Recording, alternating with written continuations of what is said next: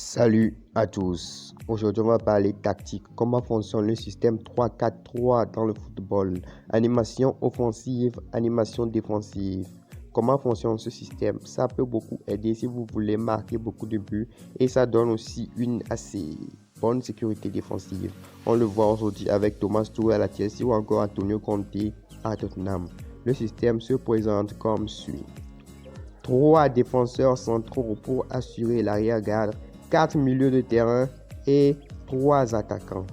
Ce système offre plutôt un avantage offensif avec 5 joueurs offensifs, les 2 pistons et les 3 attaquants de devant. Ça fait 1, 2, 3, 4, 5 joueurs offensifs, contrairement au 4-2-3-1 qui a 6 joueurs défensifs. Une très bonne base défensive. Voilà, le 3-4-3 est un système de jeu très offensif. Alors, l'animation offensive se fait avec un jeu en triangle entre le piston, le milieu et l'attaquant pour donner une passe décisive soit au piston, soit au milieu, soit à l'attaquant, ou encore faire une passe en diagonale du côté opposé pour déranger le camp adverse ou bien trouver de l'espace dans le dos du défenseur. Joueurs clés. Quels sont les joueurs clés de ce système? Les joueurs clés de ce système sont clairement les pistons ou encore les mobilettes. Ils vont jouer le rôle de défenseur en cas d'attaque adverse et en même temps de renfort, de surnombre offensif. En cas d'attaque de l'équipe adverse, les mobilettes ou bien nos pistons se replient pour faire une ligne de 5 derrière. Voilà.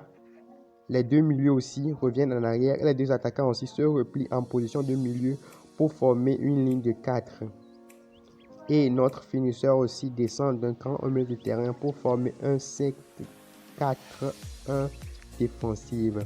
Donc le 3-4-3 en mode défensif, c'est un 5-4-1. Voilà.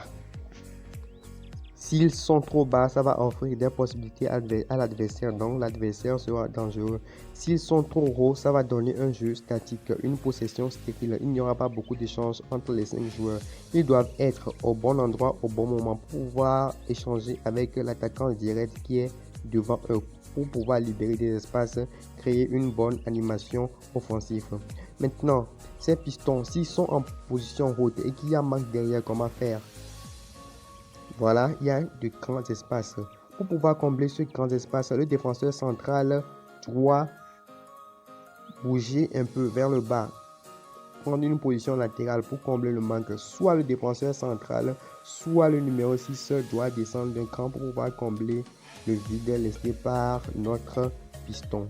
Voilà pour l'animation défensive. Voilà pourquoi on dit que les mobilettes sont les joueurs clés de ce système. Ce poste est ultra important. C'est pour ça qu'il faut des joueurs athlétiques.